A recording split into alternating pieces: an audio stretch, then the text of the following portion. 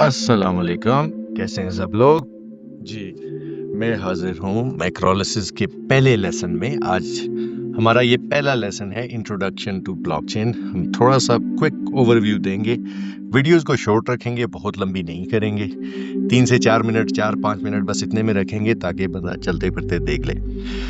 मेरा मकसद है आपको ये चीज़ें समझाना, इनकी बेसिक देना, बाकी इन पे डेटा सब मौजूद होता है, हमेशा बंदा खुद जाके भी पढ़ सकता है, मैं सिर्फ इसको टच करूँगा। इंट्रोडक्शन टू ब्लॉकचेन, ठीक है, ये हमारा लोगो आ गया। अब अगर आगे जाते हैं तो ब्लॉकचेन चीज़ क्या है, ठीक है, ये कंप्यूटर का सॉफ्टवेयर है, ठीक है, बेसिकली डेटा स्टोर करने का सॉफ्टवेयर है। इसमें डेटा स्टोर होता है, ठीक है, डिसेंट्रलाइज्ड है, ठीक है, distributed laser that records transactions across many computers.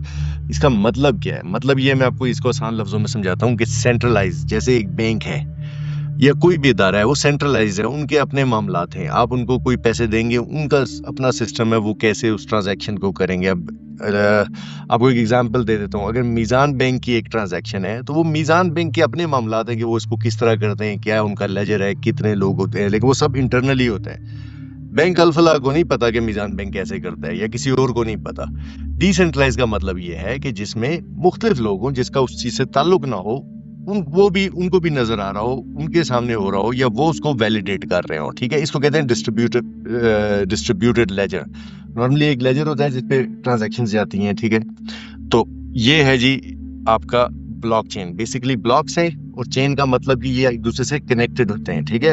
एक ब्लॉक के आगे एक और ब्लॉक लगता जाता है और एक दूसरे से जुड़े हुए होते हैं, ठीक है। इसका होता क्या है, एक तो ये ट्रांसपेरेंसी, मतलब ब्लॉकचेन की सबसे मजेदार बात यह है कि ब्लॉकचेन पे जो भी चीज है, मतलब जो पब्लिक ब्लॉकचेन पे है, वो हर इंसान देख सकता है। तो बेसिकली अगर आपने कभी जिंदगी में बिटकॉइन लिया या बेचा, आपके पास अगर उस वॉलेट का एड्रेस है, तो आपको वो दुनिया का कोई भी बंदा आपके वॉलेट को देख के तो वो सब कुछ बता सकता है कि आपने आज तक क्या क्या किया है, कितने कितने पैसों का किया है, ठीक है। सिक्योरिटी बहुत ज्यादा है। ब्लॉकचेन इटसेल्फ खुद कभी भी हैक नहीं हुई आज तक, ठीक है। आज तक जो भी हैकिंग वगैरह हुई है वो एक्सचेंजेस हैक हुई हैं, आगे जो पार्टीज जो उसके ऊपर इकोसिस्टम्स बना रहे हैं वो हुए। ब्लॉकचेन इटसेल्फ खुद कभी भी नहीं हुई, ठीक है। इम्यूटेबिलिटी ऑफ डेटा, के वहां पे डेटा कभी तब्दील नहीं हो सकता, कभी भी आप जो मर्जी कर ले, एक दफा जो ट्रांजैक्शन वहां रिकॉर्ड हो गई वो वहां पे है ही है, ठीक है। क्रिप्टो, ये जो है आपका क्रिप्टोग्राफी जिसको कहते हैं, ठीक है, डिसेंट्रलाइज या ब्लॉकचेन, ये कहाँ से आया, ठीक है।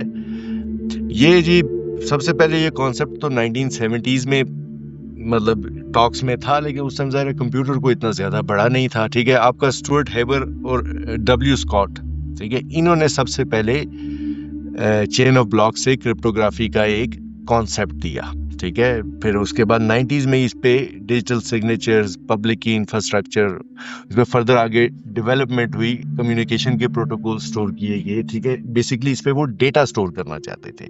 जो इसके अर्ली यूजेस थे, अब ये देख लें आगे आगे आपके अर्ली यूजेस में, सिक्योर डॉक्यूमेंट शेयरिंग, मतलब ये था कि आप ब्लॉकचेन पे डॉक्यूमेंट्स रखें जो आपने पब्लिक भी जो देखे या किसी ने भी देखने हो वो देख सके, ताकि वो सिक्योर्ड हो, यहाँ पे मौजूद हो, उनमें कोई रद्दो बदल ना हो सके, कोई हेर फेर ना हो सके, ठीक है। सप्लाई चेन मैनेजमेंट, गुड्स की ट्रैकिंग, देखिए आज भी आप अगर अभी कोई भी टीसीएस करते हैं या कोई भी किसी किस्म की पोस्टल सर्विस यूज करते हैं, तो क्या होता है, आपको एक वो ट्रैकिंग नंबर देते हैं, आप उस ट्रैकिंग नंबर पे ट्रैक कर रहे होते हैं कि आपका आइटम किधर है। अब ये चीज अगर ब्लॉकचेन पे आ जाएगी तो आपको किसी ट्रैकिंग नंबर की जरूरत ही नहीं पड़ेगी, आपको खुद हर चीज नजर आ रही होगी, ठीक है। इसी तरह डिजिटल आइडेंटिटीज, वेरीफाइबल आइडेंटिटीज के, अगर बंदे के जो आईडी कार्ड वगैरह है, ये ब्लॉकचेन पे डाल दिए जाए, ठीक है। पर्सनल डेटा के अलावा जो डेटा आवाम में शेयर किया जा सकता है, उस सवाल से ये इसकी शुरू की, मतलब जिसलिए बनाया गया, जिस तरह इसको सोचा गया, ठीक है।